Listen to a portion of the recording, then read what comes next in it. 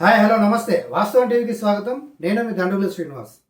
రాష్ట్రంలో యూరియా రాజకీయం నడుస్తోంది. గతంలో రావాల్సినంత యూరియా మనకు రాలేదు. ప్రతి ఏటా సాగు విస్తీర్ణం పెరుగుతూ ఉంది. గత 2 ఏళ్ల నుంచి మన స్టేట్లో తెలంగాణ రాష్ట్ర వ్యాప్తంగా 20% సాగు పెరిగింది. అంటే ముందస్తుగా వర్షాలు పడడం ఈసారి. అంతకు ముందు నుంచి 2 ఏళ్ల నుంచి కూడా విస్తారమైన వర్షాలు, భూగర్భ జలాలు పెంపుదల, బోర్లలో మంచి నీరు, అంటే సకాలంలో నీటి సౌకర్యాలు పెరగడంతో విస్తీర్ణం పెరుగుతూ వస్తున్న క్రమంలో కేంద్రం దగ్గర అంచనాలు ఉన్నాయి. ఏమని? తెలంగాణ రాష్ట్రంలో విస్తీర్ణం ఇంత ఉంది, ఏడాదికి ఏడాది పెరుగుతూ వస్తుంది, దాని మేరకు ఇంత మనం యూరియా పంపాల్సింది ఉంది అని చెప్పి ఒక అంచనా ఉంది. ఆ అంచనా మేరకు 9.5 లక్షల మెట్రిక్ టన్నుల యూరియా మనకు రావాల్సి ఉండగా ఇప్పటి వరకు, అంటే నాట్లు దాదాపు కొన్ని జిల్లాల్లో పూర్తయిపోయాయి. ఇప్పటి వరకు కూడా మనకు అందిన యూరియా 7.5 లక్షలు మాత్రమే. అంటే దాదాపు ఇంకా 2 లక్షల మెట్రిక్ టన్నుల యూరియా రావాల్సి ఉంది.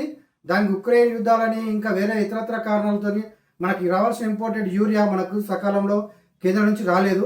మహబూబాబాద్ జిల్లా లాంటి కొన్ని ప్రాంతాల్లో మాత్రం కొన్ని చోట్ల కొంత కొరత ఏర్పడి కొంత గొడవ జరిగిన వాతావరణాన్ని ప్రతిపక్షాలు తమ రాజకీయాలకు అనుకూలంగా మలుచుకుంటున్నాయా అంటే అవుననే చెప్పాలి. ఎందుకంటే కేంద్రం దగ్గర నుంచే ఇది లోపం జరుగుతున్న క్రమంలో మరి ఎందుకు ఇక్కడ బండి సంజయ్ కానీ కిషన్ రెడ్డి కేంద్ర మంత్రులుగా ఉండి కూడా ఒక మోడీతో మాట్లాడి, కేంద్రంతో మాట్లాడి, అక్కడ వ్యవసాయ అధికారులతో మాట్లాడి సకాలంలో ఇక్కడ యూరియా లేక ఇబ్బందులు పడుతున్నారు, మాకు కావాలి అని తెప్పించే ప్రయత్నం ఎందుకు చేయడం లేదు. అట్లాగే బీఆర్ఎస్ పార్టీ కూడా ప్రభుత్వం ఎక్కడ విఫలమవుతుందా, రైతుల ఆగ్రహానికి ఎక్కడ గురి అవుతుందా అని ఒక చలికి మంట కాచుకునే రాజకీయాలు చేస్తుంది తప్ప మరి కేంద్రాన్ని కూడా నిలదీసినట్టుగా, మోడీని అడిగినట్టుగా కనీసం ట్విట్టర్లో రోజుకొక మెసేజ్ పెడతా ఉంటాడు కేటీఆర్. ట్విట్టర్లో ఎక్కడో కూర్చొని ట్విట్టర్ గుట్లో పిట్ట గుడ్డు పెట్టినట్టుగా ఏదో ఒక మెసేజ్ పెడతా ఉంటాడు. ఒక్క మెసేజ్ పెట్టడానికి కూడా ఆయన చేతులు రావడం లేదు. ఏంటంటే ఎక్కడ రేవంత్ సర్కార్ విఫలమవుతుంది,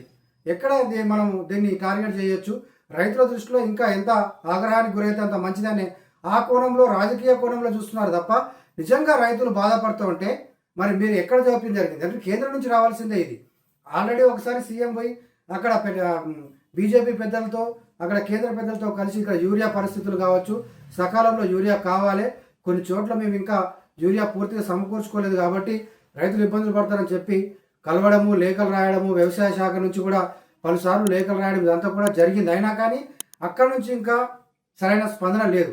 ఈరోజు కూడా పిసిసి చీఫ్ మహేష్ కుమార్ గౌడ్ అన్నారు, ఏమని? రాజకీయ అవసరాల కోసం అక్కడ కేంద్రం ఒక కక్షపూరితంగా తెలంగాణపై కావాలనే ఇక్కడ రైతులను ఇబ్బంది పెట్టాలని యూరియా పంపించడం లేదు, దీని ప్రతిపక్షాలు కూడా తమ రాజకీయ అవసరాల కోసం వాడుకుంటున్నాయే తప్ప అస్త్రాలుగా రైతుల సంక్షేమం దృష్టిలో పెట్టుకొని ఎక్కడ లోపం జరుగుతుంది, ఎవరు దీనికి బాధ్యులు, వాళ్ళని ప్రశ్నించాలనే ఒక ప్రతిపక్ష పాత్ర పోషించకుండా కేవలం ప్రభుత్వాన్ని టార్గెట్ చేస్తూ ఇరుకున పెట్టాలి, రైతుల్లో ఒక రకమైన నెగిటివ్ ప్రచారం తీసుకురావాలనే ఒక రాజకీయ కోణమే తప్ప నిజంగా రైతు సంక్షేమం పట్టడం లేదని చెప్పి ఈరోజు మహేష్ కుమార్ గౌడ్ మాట్లాడిన వాక్యాలు కూడా ఈరోజు మనం చూస్తూ ఉన్నాం. అయితే ఈ యూరియా విషయంలో మాత్రం చాలా చోట్ల నిజామాబాద్ తదితర జిల్లాల్లో ముందే వర్షాలు పడడం, ముందుగానే నాట్లు వేసుకోవడం, అక్కడ ముందే బఫర్ జోన్ లాంటి ఏర్పాటు చేసుకొని సకాలంలో ఎరువులు అందజేయడంతో దాదాపుగా పూర్తయింది. వేరే జిల్లాలో ఇక్కడ పెద్దగా ఇబ్బందులు లేవు. ఆల్రెడీ మార్కెట్ దగ్గర కూడా ఒక 20,000 మెట్రిక్ టన్నుల యూరియా ఉంది. తర్వాత ప్రైవేట్ డీలర్ల దగ్గర 35,000 మెట్రిక్ టన్నుల యూరియా ఉంది. ఇంకా పిఎస్సిఎస్సీల సొసైటీల దగ్గర కూడా దాదాపు ఒక 30,000, 20 నుంచి 30,000, 15,000 వరకు మెట్రిక్ టన్నుల యూరియా ఉంది. అంటే దాదాపు ఒక 60-65,000 మెట్రిక్ టన్నుల యూరియా స్టేట్లో ఉంది. వాళ్ళ అవసరాల కోసం పెట్టుకున్నారు. అయితే ఇంకా మనకు కొన్ని చోట్ల కావాల్సి ఉంది. ప్రభుత్వం నుంచి, అక్కడ కేంద్రం నుంచి రావాల్సింది మాత్రం వాళ్ళ అంచనాల మేరకు 2 లక్షల మెట్రిక్ టన్నుల యూరియా రావాల్సి ఉంది. అంటే దాదాపు ఇప్పుడు ఇమ్మీడియట్లీ 1 లక్ష మెట్రిక్ టన్నుల యూరియా అయితే అవసరం ఉంది. ఆ మిగతాది వచ్చినా కానీ ఇంకా 2 నెలలు కాగానే మళ్ళీ మనకు రబీ సీజన్ చాలు అవుతుంది, యాసంగి సీజన్. అప్పుడు కూడా మనం ముందుగా బఫర్ జోన్లో పెట్టుకోవాల్సిన అవసరం ఉంది. అంటే ఇది సకాలంలో పంపడం మూలంగా ప్రతి సీజన్లో కూడా ఈ ఇబ్బందులు తలెత్తే అవకాశం ఉంది. కేంద్రం ఒక్కసారి జాప్యం చేస్తే ప్రతి సీజన్ కూడా రైతులు ఇబ్బందులు పడే పరిస్థితి కనబడతా ఉంది. ఇది గతంలో ఎందుకు జరగలేదు, ఇప్పుడు ఎందుకు జరుగుతూ ఉంది? గతంలో సకాలంలో యూరియా వచ్చింది, బఫర్ జోన్లో పెట్టుకున్నారు, అందించారు, మళ్ళీ రాగానే బఫర్ జోన్లో పెట్టుకున్నారు. కానీ ఇప్పుడు ఉక్రెయిన్ యుద్ధాలని ఇంకా వేరే వేరే ఇతరత్ర కారణాలు చెప్పేసి అదొకటి. తర్వాత నెక్స్ట్ ఇక్కడ వర్షాలు సమృద్ధిగా పడి సాగు విస్తీర్ణం పెరుగుతూ వస్తున్న క్రమంలో యూరియా ఎక్కువ అవసరం పడుతుంది. ఎక్కువ అవసరం పడ్డ దానికి సరిపడా మాత్రం అక్కడి నుంచి రావడం లేదు.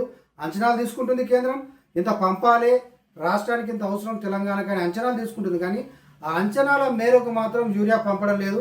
అందుకే ఇక్కడ రైతులు ఇబ్బంది పడుతున్నారు.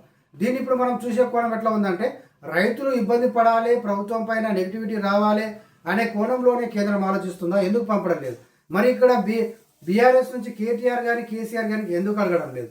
తర్వాత ఇక్కడ కేంద్ర మంత్రులుగా ఉన్న కిషన్ రెడ్డి, బండి సంజయ్ కూడా అక్కడ కేంద్రం దగ్గర ఎందుకు ఒత్తిడి తీసుకొచ్చి ఆ యూరియాను తెప్పించి రైతులకు అందించే కార్యక్రమం చేయడం లేదు?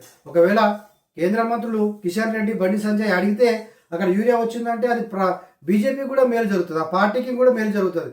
మేమే మాట్లాడినాం, ఇక్కడ మేము మాట్లాడి తెచ్చిచ్చినాం అనే మాట చెప్తే కూడా ఆ పార్టీకి మేలు జరుగుతుంది. కానీ ఆ కార్యక్రమాలు ఎవరు చేయకుండా, అటువైపుగా ఎవరు ఆలోచన చేయకుండా కేవలం యూరియా కొరత ఉంది, ఇబ్బందులు పడుతున్నారు, ప్రభుత్వం విఫలమైంది, మీరేం చేస్తున్నారు అనే క్వశ్చన్ చేయడమే ప్రమాదంగా పెట్టుకొని పోతున్నట్టుగా కనబడతా ఉంది బీజేపీ అండ్ బీఆర్ఎస్ పార్టీలు. కానీ క్షేత్రస్థాయిలో వాస్తవం టీవీ కనుక ఈరోజు పరిశీలిస్తే చాలా జిల్లాల్లో యూరియా సమృద్ధిగా అందింది, నాట్లు కూడా వేసుకున్నారు. వాస్తవంగా 3 సార్లు యూరియా అవసరం పడుతుంది. ఒకటి నాట్లు వేసే దశలో, తర్వాత పొట్ట దశలో, తర్వాత లాస్ట్ కోత దశలో కూడా యూరియా వేస్తారు. ఒక 3 దఫాలుగా వేస్తారు. ఇప్పుడు నాట్లు వేసే దశలో దాదాపుగా పూర్తయింది. కొన్ని చోట్ల నాట్లు ఎక్కడైతే లేటుగా పడతా ఉన్నాయో, వేస్తూ ఉన్నారో అక్కడ యూరియా కొరత అని ప్రచారం చేయడంతో ఒక్కొక్కరు అంటే ఒక ఎకరానికి 3 బస్తాలు ఇస్తారు. ఒక్కొక్కరు ఎక్కువ తీసుకోకపోవడం మూలంగా కూడా కొంత ఇబ్బందికర పరిస్థితులు ఎదురవుతున్నా కనబడతా ఉంది. మహబూబాబాద్ లాంటి జిల్లాల్లో, వరంగల్లో కొన్ని ప్రాంతాల్లో మాత్రమే ఈ యూరియా కొరత కొద్దిగా కనబడతా ఉంది. దాన్ని కొంత ప్రభుత్వం కానీ ఇదంతా కలిసి చర్యలు తీసుకొని సకాలంలో రైతులకు అందిస్తే యూరియా కొరత పెద్ద ఇబ్బందికరంగా ఏం మారదు. అంటే ప్రతిదీ కూడా చిన్న విషయాన్ని కూడా భూతద్దంలో పెట్టి చూపించి ప్రభుత్వం విఫలమైంది, ఈ సెక్షన్ నుంచి వ్యతిరేకత ఎదుర్కొంటుంది, అన్ని సెక్షన్ల వ్యతిరేకతను ఎదుర్కొంటుందనే ఒక ఆరోపణలకే పరిమితం అవుతున్న ప్రతిపక్షం నిజంగా వాస్తవికంగా ఎక్కడ జరుగుతుంది లోపం, ఎక్కడ జరిగింది, రైతుల పక్షాన మనం నిలబడి ఏం చేస్తే మనం బాగుంటుంది అనే కోణం కాకుండా కేవలం రాజకీయ కోణంలోనే ప్రతిపక్షాలు ఈరోజు ఆలోచిస్తున్నాయని మనం చెప్పొచ్చు. సోషల్ మీడియా కేంద్రంగా కూడా అదే దాడి జరుగుతూ ఉంది తప్ప నిజంగా రైతు సంక్షేమం, రైతు మేలు దిశగా మాత్రం ప్రతిపక్షాలు పోవడం లేదు. ప్రభుత్వం చేయాల్సిన చర్యలు చేస్తూ ఉంది. ఇక్కడ రాజకీయ అవసరాల కోసమే రైతుని ఇబ్బంది పెట్టే కార్యక్రమాలు నడుస్తున్నాయని మనం చెప్పొచ్చు.